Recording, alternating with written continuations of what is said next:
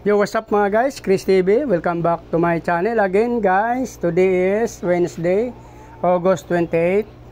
Guys, pasensya na kayo. Mga ilang araw tayo hindi nakapag-upload kasi nga regarding doon sa aking SSS kasi nagka-problema. So, medyo na delay na kasi ang aking SSS. Naglalakad ako, nagka-problema siya sa aking mga requirements. Pero naayos ko na guys. Kaso lang, itutuloy ko pa rin yun sa Tuesday next week kasi nga yun ang schedule natin sa SSS. Kasi parang sasakyan na rin ngayon doon sa may SSS guys. Kasi nga mayroon na silang coding no.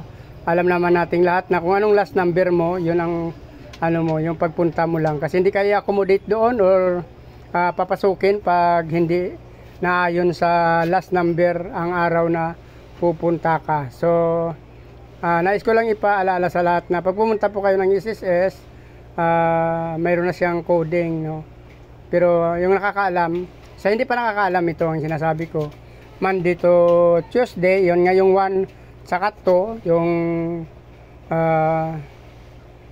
Monday 1 to pala, I mean guys. Yung Tuesday 3, 4. Tapos yung Wednesday 5, 6, Huwebes. Parang sasakyan din siya guys.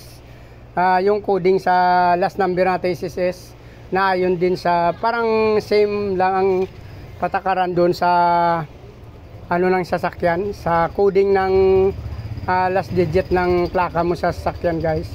So yun ngayon pag Monday 1, 2, Tuesday 3, 4, Wednesday 5, 6, Huwebes 7, 8, 9, 0 naman sa Friday guys.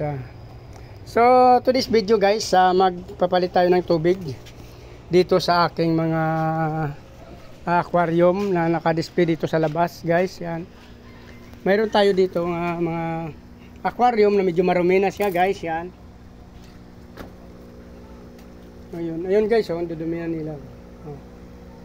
So yung stock natin na water, yan dyan sa may blue na container, pwede na siya August, actually August 23.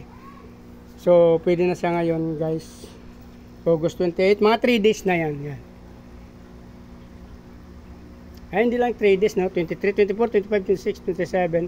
So, 4 days na yan, 4 days. Pang-5 araw. So guys, napakadumi na. So, papalitan na natin. Same din dyan sa kabila, yan.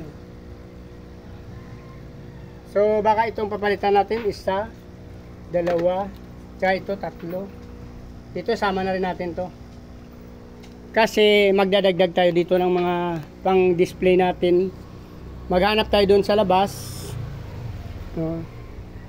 Na pwede na. Minsan doon sa likod, mayroon ako doon mga tab sa likod na mga grow out. Doon ako kukuha guys. Mayroon din dito, kayo lang, di alanganin pa sila.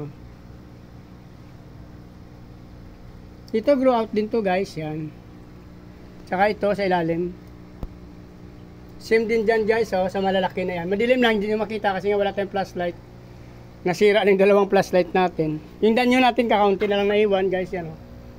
Kung sino pa nakapanood ng video ito at gusto pa humabol yan. Yung kasunod natin yan, yung parang butterfly tinatawag nila. Yung danyo na neon green guys, na long fin. Actually, yun ang pinaparami ko ngayon. Doon ako lalagay sa aking ref tab doon sa likod ng bahay. Doon sa mga video ko. Past video ko may pinakita ko na isang ref tab doon sa likod ng aking bahay. Mayroon ako doon pinapalaki ng mga danyo na long fin na neon green ang kulay dyan guys, ang gaganda. Tapos mayroon ako doon na breed na muli, yung giant muli, tsaka yung mga mayroon ako doon feathered koi, no? Pinaris natin yung feathered tsaka yung feathered koi doon na nakabreed. Tingnan ko kung anong labas niya guys, kung mas maganda ang kulay, padadamihin natin.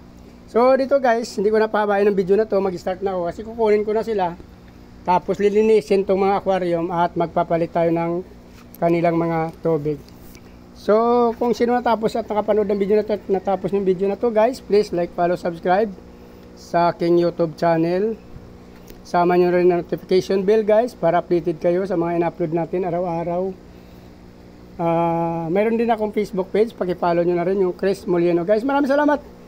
At mabuhay kayo hanggang gusto nyo. Bye-bye!